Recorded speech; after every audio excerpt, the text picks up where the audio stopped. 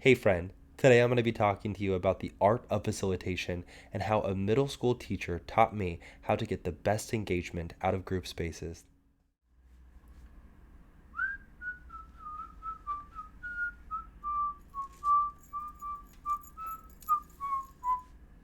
Hey friend, top of the morning to ya. How's your day kicking off? Nice. Mine is going good. I was just actually thinking about middle school this morning. I had, well, first of all, I'll say I hated middle school.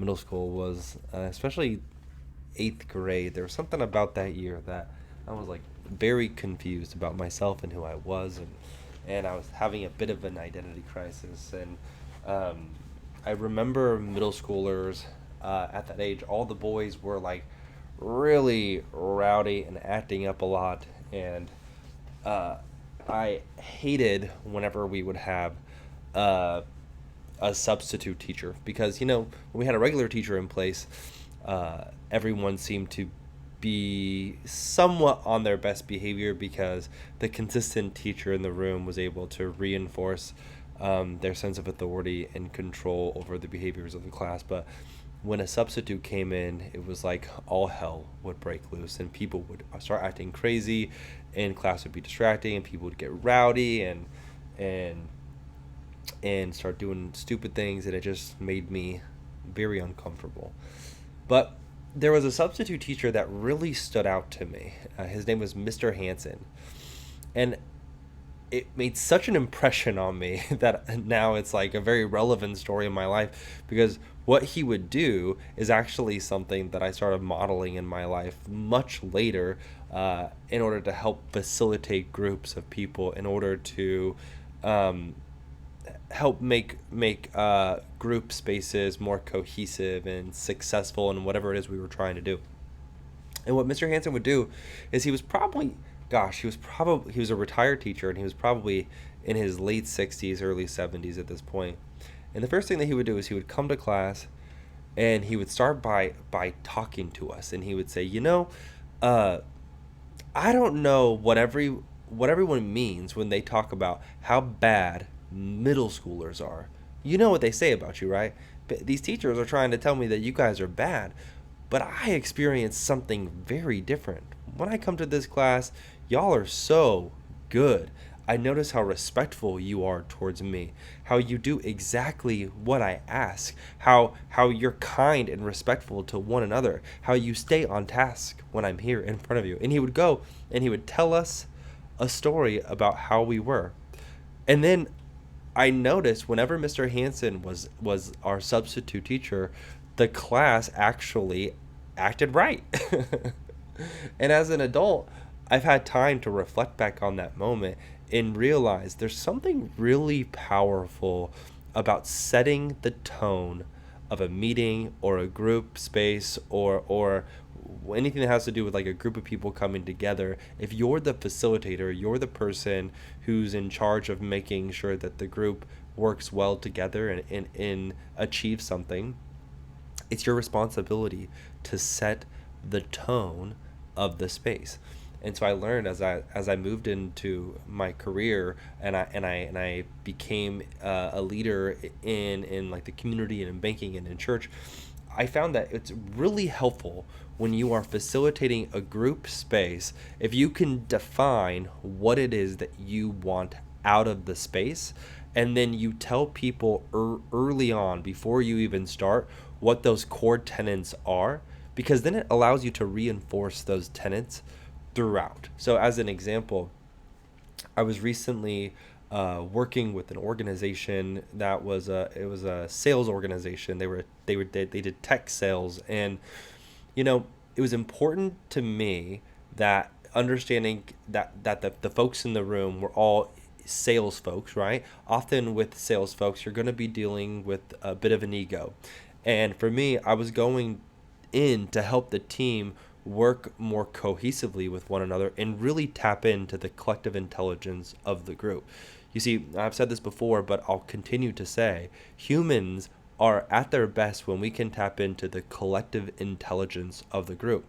Well, that requires a couple of things from us. In fact, three things I have found in order for us to be successful. One, it requires us to be vulnerable. And vulnerability is kind of tricky, right? To be vulnerable in a space amongst our peers is something that is really hard for us because we don't want to come across as if we don't know what we're doing, or we don't want to come across like we're less than anyone else. And so it doesn't feel natural to be vulnerable in a space. So for me, when I enter into a space as the facilitator, I ask for three things, starting with vulnerability. I ask the group to be vulnerable, and then I explain what vulnerability means, and I tell them why it helps the group be more successful. I tell them that if you can throw your ego out for just a minute, when you can share about moments maybe things didn't go your way, or you can be real about your challenges, then we can tap into the collective intelligence of this group, and then we can learn to support each other. And then I ask for the second thing, which is transparency. Because you find in groups of people, you have two major things that you're battling. One is maybe people are too egotistical and and they have too much pride and they don't want to share. And they're always trying to share like the way they've been the best in the world. And so you want to give them permission to say, like, we need you to also share the times where you didn't do great so that we can all learn from that. But then the other side of that is we have people who maybe are too humble. And that's why I ask for transparency. Transparency, as I define in a space, is your ability to share your peak performance moments, share the times that you've triumphed, because humans are a social species. We learn best through mimicry. If we can hear the examples from people in the group who have done really well, then we can heed those examples, take them, and apply it to our lives to the best of our abilities, right? Everyone's going to do things differently, slightly different than how we would, but hearing the examples of the group is really powerful. But you need to give people permission ahead of time, saying, look, there's going to be moments where you're going to like realize you're the person that should be sharing, and then you're going to think, oh, I don't want to brag. And right now I'm asking you, giving you permission to brag. When it's your time to brag, brag. And now I have publicly given the whole group permission to be able to do that, and it's super helpful for the group. And the final thing I ask for is candid feedback. In other words, transparency. And I start by modeling myself. I say, I have a sense of self-assurance when I speak. And that's great in public speaking. The tricky thing is I sound really confident in everything that I say. And sometimes you might hear me say something that you don't agree with or that you think is incorrect. And because I'm standing in front of the group and I sound like I'm the authority on the topic, you may hesitate to be honest with me. And that's what candid is. But then I remind the group, the truth is the most powerful thing in this space, that having a conversation or dialogue around something that you don't quite understand is really powerful. If you can come in and say, hey, you just said this thing, Chad, I'm not sure I really agree with that, or can you explain a little bit further? Now you invite me into dialogue, and we're having a candid conversation that gets to the truth and provides clarity. And if it wasn't clear for you, it might not be clear for someone else. So it's important that you feel comfortable doing that with me, but also with one another. We got to have candid conversations in this space and create clarity. And kind of the backup with that, right? Because we don't want people being jerks to one another. I remind people of this, that I don't respect people because they deserve my respect. I respect people because I am a respectable person. So then I encourage the group to be respectful to one another. So now I have set the precedence before we even enter into the group interaction to be vulnerable, to be transparent, and to be candid. Now, the gift that I give to myself as the facilitator for the rest of the however many hours we're together is that anytime I sense a moment where someone's not being vulnerable, I can call upon that early moment of facilitation and say, remember, I asked for vulnerability, and I can playfully bring people into a vulnerable moment.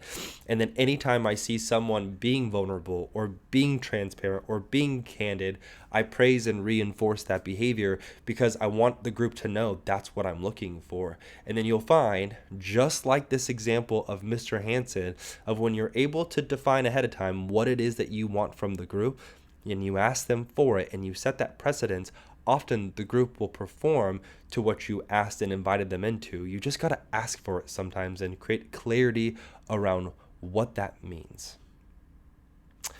All right, I got to run for today. Hey, remember, advice is like eating fish. You got to pick out the bones. Have a great day.